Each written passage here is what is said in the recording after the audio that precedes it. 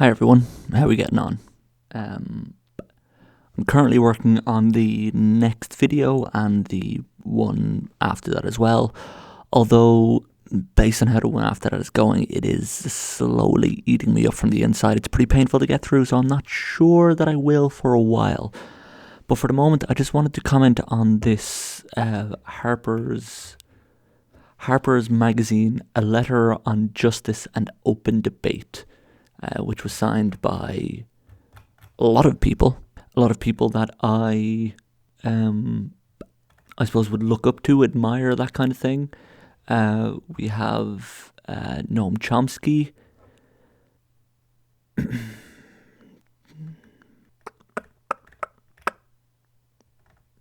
Okay, that seems to be it. All right, cool. So this letter is all about how the signatories of this document, I don't know how many there are, it looks like maybe 100 or so, maybe 150. Looking through the names, I already know that a lot of these people are millionaires already. This whole letter is all about how the signatories of this fully want to they fully embrace the idea that right-wing demagoguery should be crushed, the fact that social commentary and, I suppose, what would be called incorrect quote-unquote speech is often crushed by the right, but that is now seeping into the general culture as a whole, which is something that I fundamentally disagree with. There's a quote here, which if I can find here, quote, "We uphold the value of robust and even caustic counter-speech from all quarters, but it is now all too common to hear calls for swift and severe retribution in response to perceived transgressions of speech and thought." End quote. So this I already fundamentally disagree with. Chomsky, I don't have it here in front of me, because I've basically been having pints and I read this for the first time, so I decided, fuck it, while everyone's waiting for the new video, I can throw this out. Chomsky wrote I believe it was a foreword or an introduction for a book a good few years ago. God, this is probably 15, 20 years ago now, maybe even longer, for a book which was, and what I'll do is I'll actually pop the book on screen. If I can find a screenshot of it, I'll pop that up as well, but as in find a screenshot of the comment from Chomsky, not the actual book itself. I'm sure I'll find that. And Chomsky wrote this forward saying that the ideas of free speech were fundamental. They absolutely should never be quashed or suppressed. And that is something that I 100% agree with. Anyone, more or less at any point, is allowed to say whatever they want. I do believe that. However, anyone is allowed to say anything they want, meaning that the idea that it is now all too common to hear calls for swift and severe retribution are also free speech. I can sit here and put out videos saying that black people are X, Y, and Z, that Jews are X, Y, and Z, that Irish are X, Y, and Z, that Asians are X, Y, and Z. But what I cannot do is sit here, put that content out, say those things, write those things, and expect zero pushback. Retribution is too strong a term. Retribution is not the right term to be using, because to say retribution implies that there is an inequality to the outcome of their actions. That what the people who have signed this letter and the people that they're writing on behalf of, which is probably just their rich mates, that they're being punished in a way that is far more severe than what their words and or actions have merited. And I don't know about you, but I certainly would not equate, say, for example, a group of people not buying Harry Potter books anymore, the same as trans people being killed. And a multimillionaire selling fewer books is not the same as an entire group of people being dehumanized.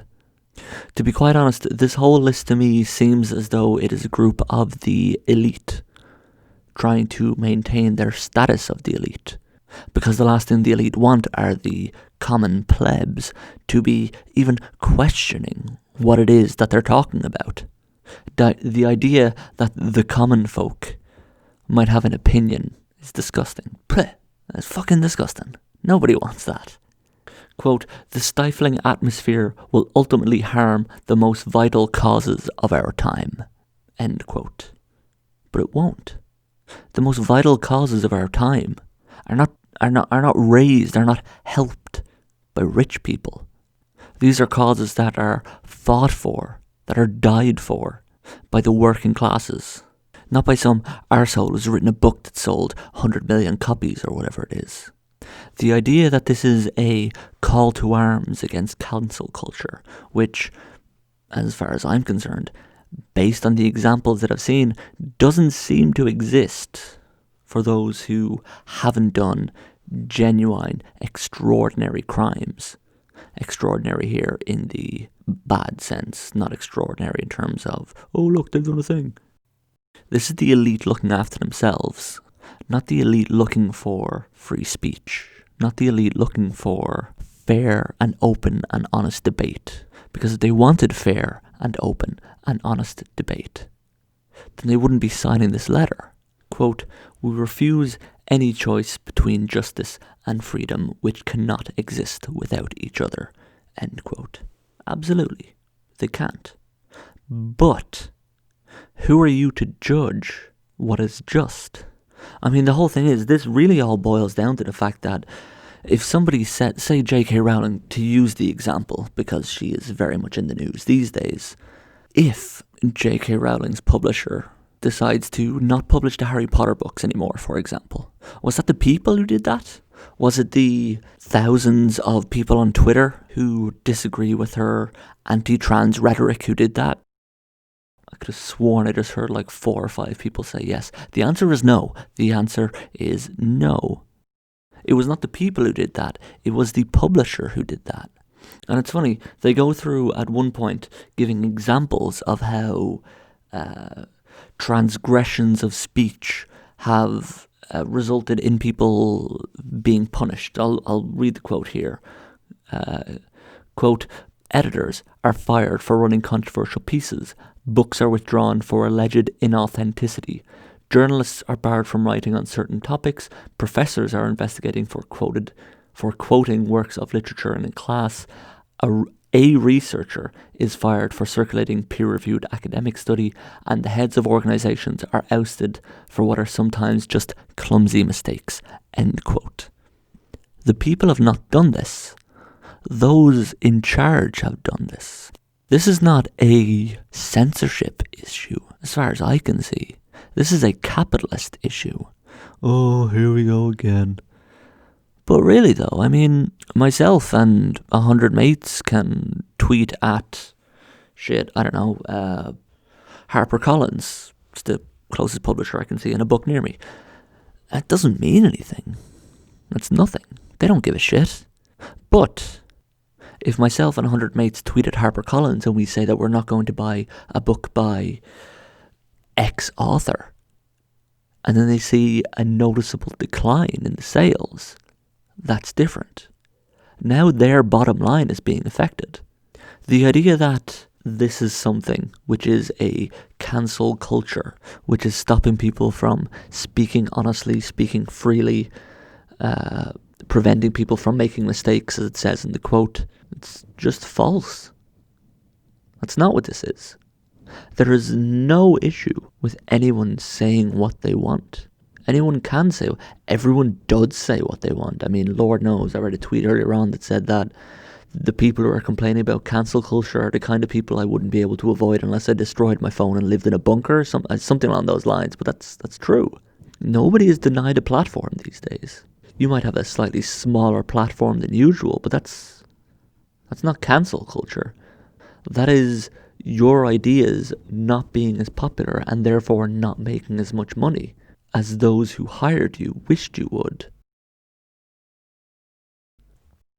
Another problem that I have with it, it says that heads of organizations are ousted for what are sometimes clumsy mistakes, and it's just so out of touch. I mean, there's a global pandemic on, if you didn't know, and the fact that hundreds of thousands, if not millions, tens of millions, maybe, of people have lost their job for something that wasn't their fault at all. It's so pompous. It's so pompous and arrogant, you know? Another thing, it says, quote, as writers, we need a culture that leaves us room for experimentation, risk-taking, and even mistakes, end quote, which is absolutely true and valid. But the issue is when you have such a tight-knit group of elite writers, those who are willing to take risks often aren't given the platform to actually promote that material. I mean, you can talk all you want about the free marketplace of ideas, and that's a good idea. I mean, it makes sense, but the issue is that, seemingly looking through this list of signatories, they're pretty much the only one who can afford to shop in this marketplace. Does that make sense? I'm taking that quote literally, but you know what I mean. I mean, everyone else can't afford to step in, therefore their opinions aren't valid. I just think it's so wrong and so misguided, and it doesn't. Yeah, it's 1:30. I'm gonna have another drink. Cheers. Thanks for listening. Hi everyone. Thank you for sitting through that absolute drivel. The video looks like it's going to be about 11 or 12 minutes long. When I was recording yesterday, came to edit it this morning, I had 2 hours and a bit worth of actual audio recorded, with roughly about an hour and 50 minutes of that of just me sitting in silence going,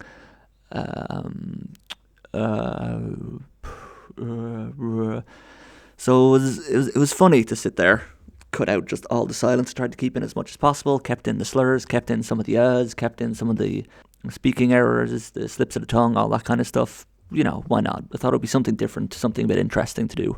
Next video, I'm working on it at the moment. Hopefully I'll have it out in the next week or so.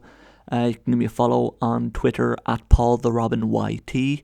I'll be throwing up updates there. I can't imagine there'll be any delays, but who knows. And yeah, I hope you enjoyed, and I will see you in the next video. Thank you.